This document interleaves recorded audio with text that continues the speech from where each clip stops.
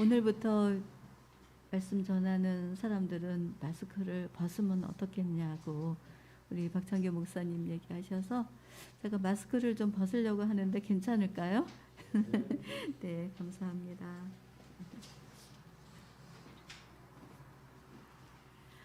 우리 모두가 마스크를 벗고 자유로워지는 날이 속히 오기를 기대해 봅니다.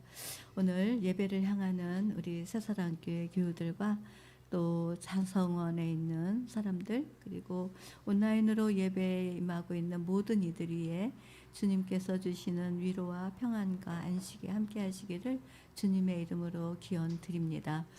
우리 새사랑교회가 21주년을 맞이해서 사경회를 5주차 계속해서 이어가게 됐는데, 그 5주차를 은혜 중에 마치게 하신 하나님께 또 감사를 드리고, 또 우리 새사랑교회 성도들이 21년 오는 동안에 함께 수고하고 헌신하고 또 많은 부분으로 애를 써주신 것에 대하여 이 자리를 빌어서 고맙고 감사한 마음을 전합니다.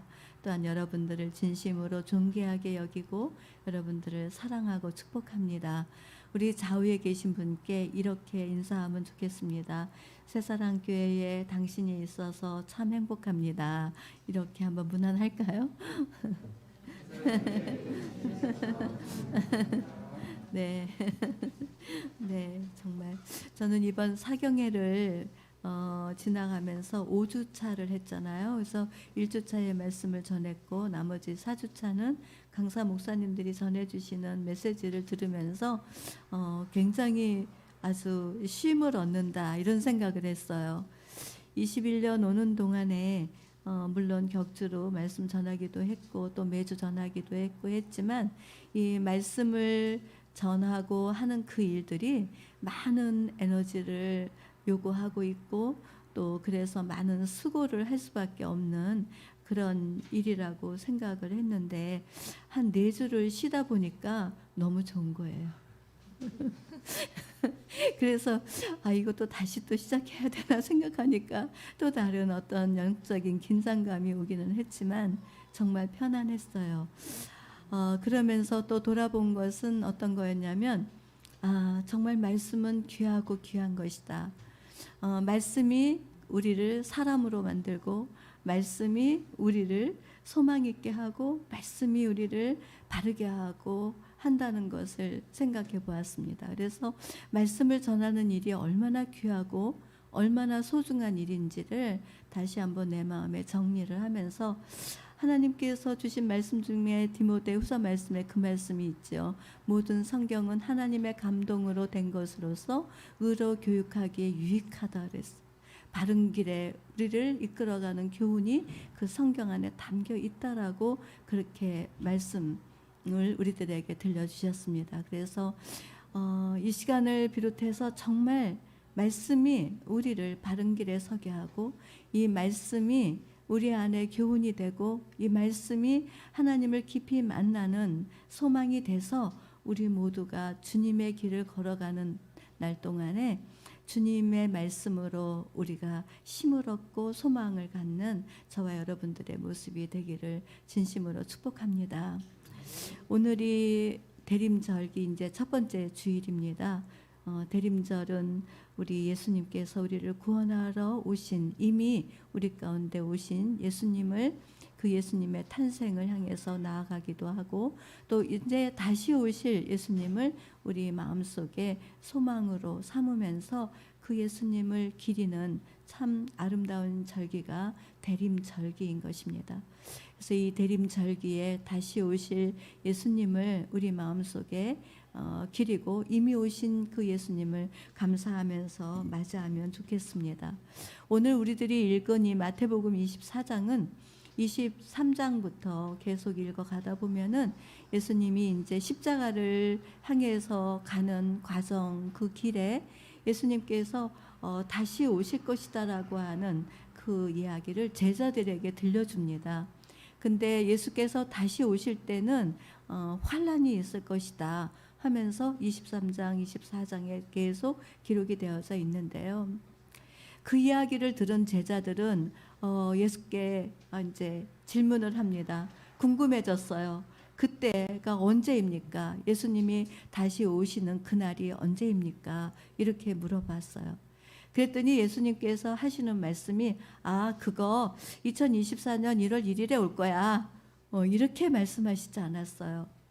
하나님의 아들일지라도 나도 모른다. 그날과 그때를 나도 모른다. 이렇게 말씀하셨어요. 여기서 예수님께서 하신 그날은 단수예요.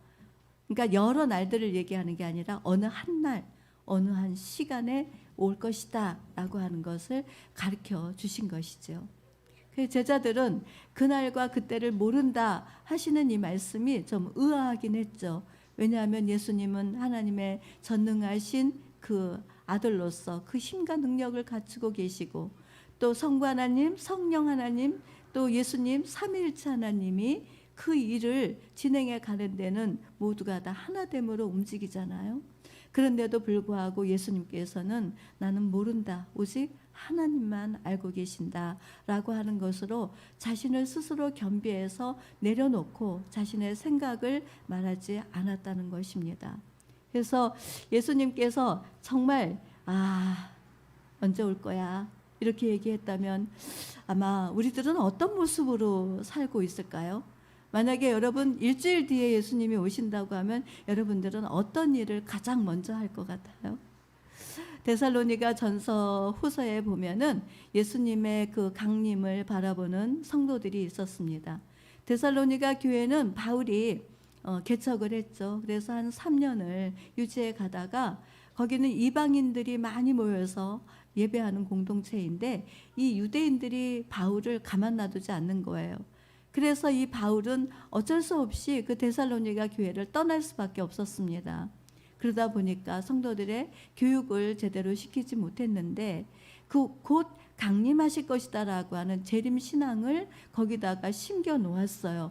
그러니까 이 데살로니가 성도들은 곧 오시리라 하시는 이 곧이라고 하는 것에 꽂혀 있어서 금방 오실 줄 알고 아무 일도 안 하는 거예요. 뭐 일은 해서 뭐하냐, 이제 금방 예수님 오실 텐데 그냥 여기서 적당히 그냥 비비고 있다가 만나면 되지, 뭐 이런 생각을 하면서 그러고 있었어요. 그러다가 어느 날 보니까 사랑하는 사람들이 자꾸 죽어요. 믿음을 가진 공동체에서 한두 사람이 죽어나가니까 이제 의심이 생기기 시작했어요. 이 죽는 사람들은 그럼 어떻게 될 거지? 예수님이 강림하시기 전에 죽으면 이 사람들이 어떻게 될 건가? 그리고 예수님은 언제 오실 건가? 이것 때문에 이 믿음의 혼란이 막 오기 시작을 한 거예요. 그때 그 소식을 바울이 듣고 데살로니가 교회를 향해서 편지를 써준 거예요. 여러분, 예수님이 강림하시기 전에 죽은 사람은 예수님이 부활하실 때 다시 부활하게 되어서 영생의 나라로 들어갈 것이고, 그러나 예수님이 언제 어느 때 오실지 그거는 나도 모릅니다. 이렇게 얘기를 했어요. 그러나 여러분들이 언제 오실지 모르는 그 예수님을 기다리는 동안에 게을리하고 일을 안 하고 이렇게 나태해져 있으면 안 됩니다. 오늘이라는 시간은 최선을 다해서 열심히 사십시오. 그리고 여러분들이 믿음을 끝까지 잘 지켜가야 합니다. 그래야만 예수님이 언제 오시든지 그 예수님을 만날 수가 있을 것입니다. 라고 그렇게 글을 써서 이제 서신을 이렇게 보내게 된 것이죠. 바울도 몰라요. 예수님도 몰라요.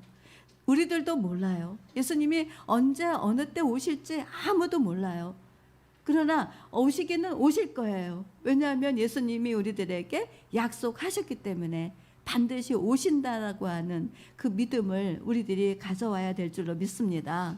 우리 같이 얘기해 볼까요? 옆 사람에게 예수님이 오실 거예요.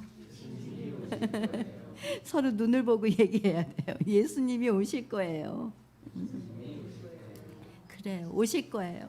그런데 예수께서 나도 모른다 하신 것에 제가 한번 좀 더 생각을 해봤어요. 예수님께서 나도 모른다 하신 것을 선택한 것은 이것은 어떤 이유일까라고 생각해 봤는데, 그것은 정말 자신을 스스로 겸비하게 하기 위해서 선택하신 말씀이라는 것을 생각해 보게 되었습니다.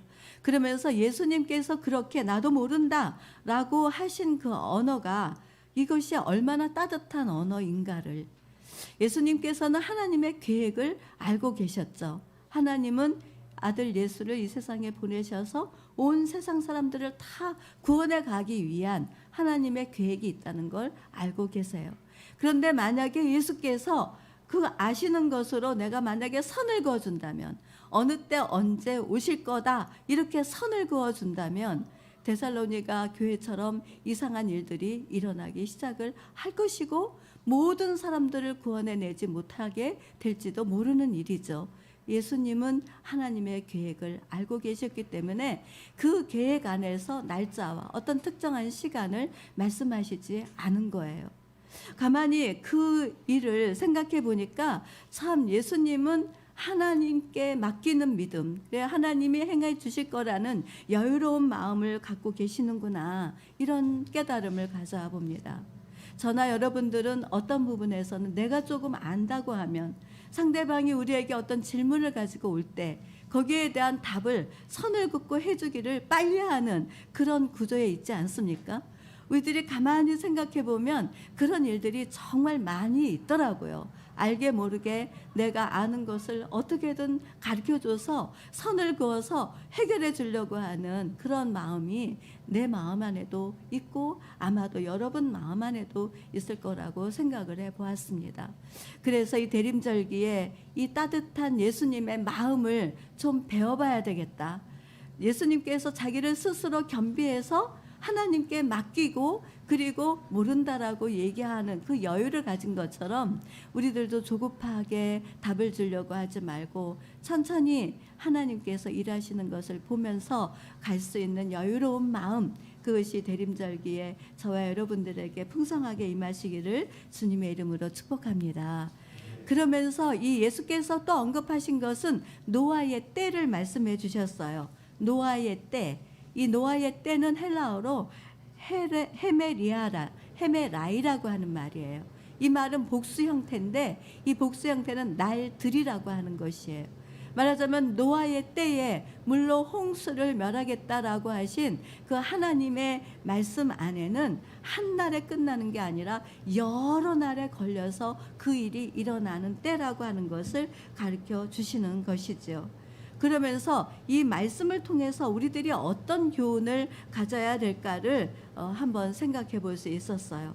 노아는 방주를 하나님께서 만들어라 하시는 그 명령을 듣고 산 꼭대기에 올라가서 하루 이틀도 아니고 한 달, 두 달도 아니고 120년의 세월을 방주를 만들었어요. 방주를 만들면서 그 산 꼭대기에다가 만들어 가고 있으니까 노아 시대의 사람들이 노아를 보고 뭐라고 생각했을까요? 저 사람 하나님을 믿는다고 하더니 저 미친 거 아니야. 아니 왜 산 꼭대기에다가 배를 만들고 난리야. 아니 이렇게 날씨가 좋고 좋은데 무슨 비가 온다고 이 난리를 치는 거야 하면서 비아냥거리고 무시를 하고 수치와 멸시와 조롱을 했을지도 모릅니다. 하지만 이 노아는 하나님께서 말씀하신 대로 반드시 이루어질 것이라는 그 약속의 말씀을 믿고 준행하면서 순종하고 그리고 방주를 짓게 된 것이죠. 120년이 지난 어느 날 하늘에서 비가 뚝뚝 떨어지기 시작을 하는 거예요. 비가 뚝뚝 떨어지기 시작하는데 아니 뭐 오다 말겠지, 하루 이틀이면 끝나겠지, 이렇게 세상 사람들은 생각했을지 몰라요. 하지만 노아는 생각이 달라졌겠죠. 아, 하나님께서 시작을 하시는가 보다, 이런 위급함을 가졌는지도 모르죠. 어쨌든 노아는 120년 동안 지은 방주에 들어가서 그 안에서 안주하게 되었고 하늘에서 비가 내리는 그 물의 압력으로 인해서 노아 시대 사람들은 물의 그 심판을 받고 모두가 멸망당할 수밖에 없는 그 역사를 성경에서 우리들에게 보여주고 있습니다. 이러한 것들을 통해서 우리들에게 깨우쳐 주시는 것은 무엇일까요? 그것은 하나님께서도 오늘 이 대림절기에 내가 약속한 대로 다시 올 것이다. 다시 올 것이니 예수님이 다시 오시는 날을 너희들도 준비하는 그런 신앙을 가지고 살아야 된다라고 하는 것을 우리들에게 가르쳐주고 있다라고 하는 사실인 것이지요. 언제 어느 때 올지 모르지만 반드시 그 예수님은 다시 오실 것입니다. 그래서 예수님께서 하시는 말씀이 너희들은 깨어 있어야 된다, 이렇게 말씀하셨어요. 깨어 있어라. 이것은 명령형입니다. 마지막 날에 그저 두 눈으로 지켜보면서 그것으로는 우리들이 충분하지 않습니다. 깨어 있을 수밖에 없는 것은 언제 어느 때 생각하지 않은 때 오시기 때문에 우리들은 항상 깨어 있을 수밖에 없다는 것이에요. 그런데 다시 오실 예수님을 기다리며 살아가는 사람들은 결국 예수를 따르는 그리스도인들이지만 언제 어느 때 오실지 모르는 날이기 때문에 이 기다림에서 우리들은 벗어나기가 너무나 쉽습니다.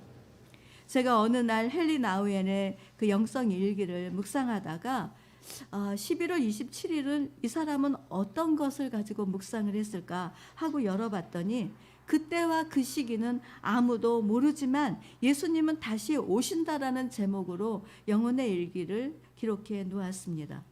그래서 그거를 찬찬히 읽어보니까 이런 글이 써져 있었습니다. 우리들은 예수님의 재림을 생각하기보다는 감각적인 생활을 쫓으며 방황하기 시작합니다. 우리들의 생활은 뉴스에 온통 마음을 빼앗깁니다. 뉴스에 온통 마음을 빼앗기는데 요즘 마음 빼앗기는 거 있죠. 축구. 요즘 축구가 아주 재밌어요. 그죠? 우리나라도 이겼으면 좋았는데 0대 0으로 이제 돼가지고 우리 장로님이 하시는 말씀이 이제 그 가나하고 한다 그랬나요? 그 나라하고 할 때 이제 큰일 났어. 반드시 이겨야 되기 때문에 이제 이런 얘기를 들려줘요. 온통 우리들의 생각은 그런 대로 많이 집중을 하죠. 그래서 이게 우리의 마음을 이게 빼앗고 그리고 남에 대한 헌담으로 채워지기도 하죠.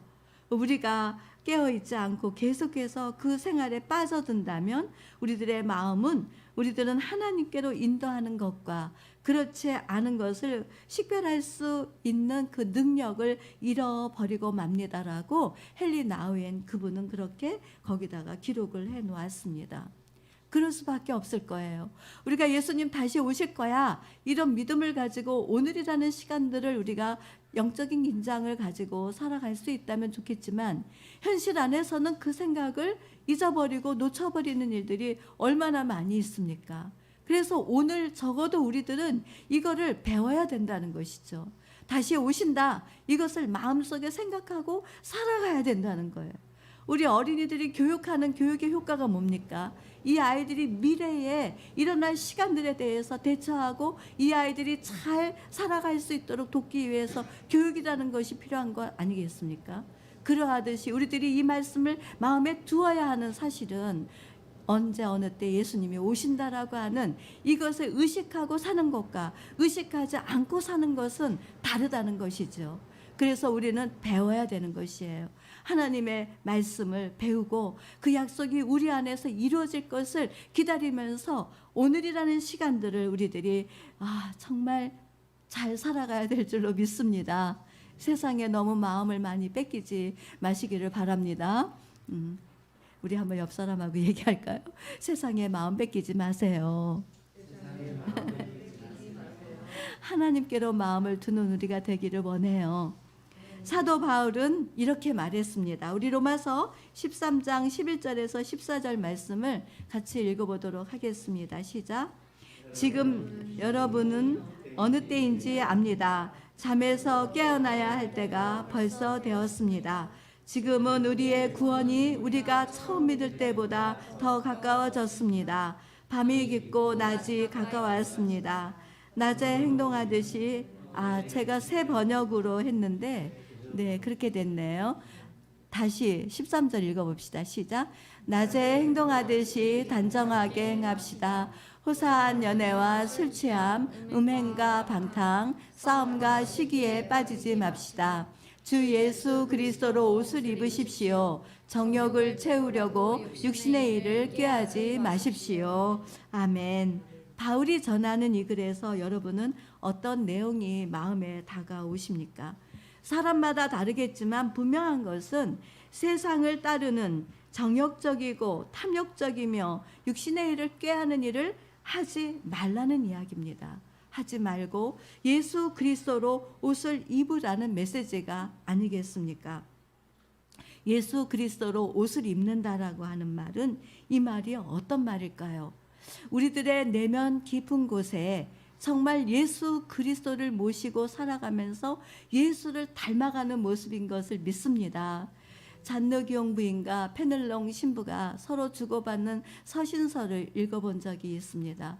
근데 그 페넬롱 신부는 잔느기용 부인에게 늘 자기 마음에 있는 것을 상담을 요청하는 자세로 있었어요.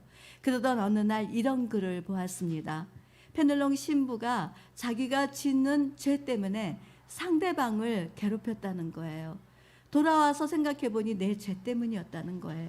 그래서 내가 잘못된 것을 그 사람을 찾아가서 용서를 구해야 되겠습니다 라고 글을 써놨어요. 그 이유는 내가 바른 길에 서야 되기 때문에 그렇습니다. 이렇게 고백을 해 놓았더라고요.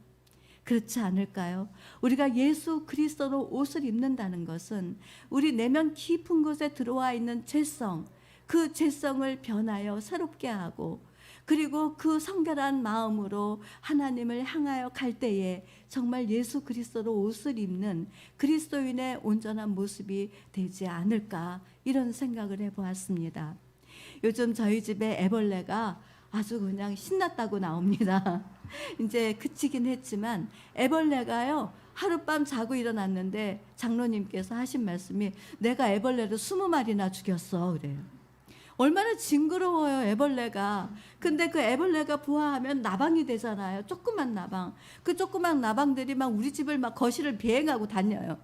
그럼 파리채 들고 다니면서 막 죽이기로 막 달려들고, 장로님은 휴지 한 장 들고 막 그 애벌레를 죽여야 된다고. 근데 애벌레 죽일 때 무슨 소리가 나야 진짜 죽는지 아냐고 나한테 물어봐요. 그래서 그게 어떻게 해야 죽는 거냐 했더니 턱 소리가 나야지 죽는 거래요. 근데 나는 만지는 것도 무서운데 턱 소리 나는 것까지 어떻게 기다리느냐고요. 그러니까 우리 집에는 이 애벌레하고 나방과의 전쟁이 선포가 된 거예요. 그래서 이제 막 호흡기파를 사다가 막 뿌렸습니다. 가스레인지 위에 그 후황 넘어서 이쪽에서 막 나오는 거예요. 홍기파를 한 통을 다 썼는데도 매일 밤마다 몇 날 며칠 나오는 거예요. 아, 나 이거 이래가지고는 안 되겠다 싶어가지고 그 네이버에다가 검색을 해봤어요. 애벌레가 계속 나온다 뭐 이렇게, 홈킥파로 죽일 수 있나 뭐 이렇게. 그랬더니 어떤 사람이 그런 글을 올려놨더라고요. 그 홈킥파로 죽지 않아요. 어떻게 하면 죽느냐, 근원지를 찾아내야 된다는 거예요. 그 애벌레가 나오는 근원지를 찾아서 그거를 정리를 해야 된대요. 깨끗하게 버려야 된대요. 그러니까 튀김가루, 밀가루, 쌀가루 막 이런 데서 자생해서 나와가지고 그게 애벌레로 나오고 그리고 나방이 된다는 거예요. 그러니까 이거를 완전히 차단시키기 위해서는 그냥 아깝다 생각 말고 다 버리라는 거예요. 그래서 그거를 밤 11시 40분쯤 본 거죠. 그래서 12시쯤 돼가지고 그 주방에 있는 그 위에 밀가루, 튀김가루 있던 거 싹 다 그냥 쓰레기통에다가 왕창 버렸어요. 그리고 보리차 있잖아요, 팩으로 된 거. 거기도 알을 까가지고 막 다 있더라고요. 그래서 아, 여기구나 하고는 그냥 몽땅 버렸죠. 그리고 나가지고 놨더니 어떤 일이 일어났을까요? 애벌레가 안 나오는 거예요. 한 마리, 두 마리만 나오고 20마리 떼지어서 나오던 애벌레가 사라진 거죠. 그러니까 이제 한두 마리 나오는데 제가 제 남편한테 그랬어요. 장로님, 그거 홈키가 뿌려야 되지 않겠어요? 그랬더니 어디다 대고 뿌려야 되지 이제? 이러는 거예요. 그러니까 애벌레의 근원지를 찾아서 완전히 소멸시켜 놨더니 그 다음에는 깨끗해지는 거잖아요. 그거를 보면서 제가 깨달음을 가져와 봅니다. 우리의 마음속에 들어와 있는 죄가 있어요. 그리고 죄성이 있어요. 이것을 갖고 있는 한 우리들은 그리스도로 옷을 입는다는 것은 그거는 정말 잘못된 생각인 것 같아요. 우리 마음속이 정결하면 정결해질수록 우리가 예수 그리스도의 새 옷을 입게 되는 줄로 믿습니다. 그래서 우리는 이 죄를 가지고 예수께로 나아가야 돼요. 그리고 통회하고 자복해야 돼요. 회개해야 돼요. 눈물 흘리며 이 속에 있는 죄가 끊어지기를 하나님께 기도해야 돼요. 내 양심과 내 착한 마음으로 내 속에 있는 죄는 없어질 수가 없어요. 우리를 창조하시고 우리를 다스리시고 우리를 구원해 가신 예수 그리스도의 그 십자가의 은혜만이, 우리의 죄를 용서해 주시는 그 사랑만이 그 죄에서 떠나게 한다는 것이 우리들을 향한 하나님의 진리의 말씀입니다. 그러므로 우리가 예수께로 더 가까이 나아가서 우리의 죄를 고백하고 다시는 그 죄가, 똑같이 반복되는 죄가 둥지를 틀지 않도록, 그 죄에서 얽매이지 않도록 우리가 예수를 더 가까이 하는 대림절기가 되기를 바랍니다.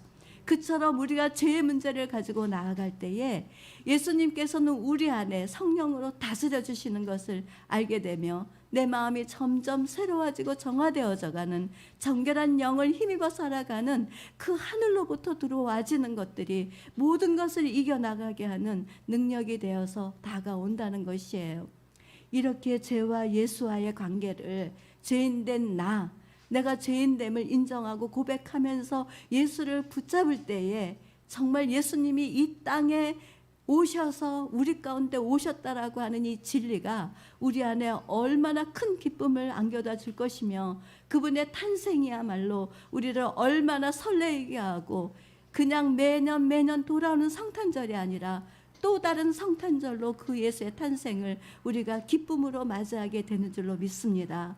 그래서 우리는 점점 예수 그리스도로 옷을 입어서 주님이 언제 어느 때 어떻게 오시든지 우리가 그분을 기쁘게 맞이할 수 있는 우리의 모습이 되어야 될 줄로 믿습니다.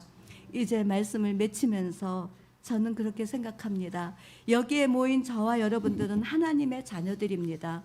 우리들은 세상에 살고 있지만 우리들은 영원에 잇대어 거룩한 길을 가는 정말 거룩한 길에 우리들이 서 있는 너무나도 아름답고 소중하고 존귀한 하나님의 자녀들입니다. 틀림없는 것은 우리들에게 다시 오마 약속하신 그 하나님의 그 사랑은 우리가 넉넉하게 그 다시 오실 예수님을 바라다 볼 수 있도록 우리와 함께하여 주실 것입니다. 그 하나님 안에서 내가 있음을 항상 기억하고 오늘이라는 이 시간 속에서 주님이 언제 어느 때 오시든지 주님 제가 여기 있습니다. 내 영혼이 하늘에 잇대고 오늘이라고 하는 이 현실 속에서 그분과 깊은 사귐을 가짐으로 점점 풍성한 생명을 누리고 그분을 기쁨으로 맞이할 수 있는 그 은혜를 누려나갈 수 있는 축복이 있기를 예수님의 이름으로 기원합니다. 아멘. 기도하겠습니다.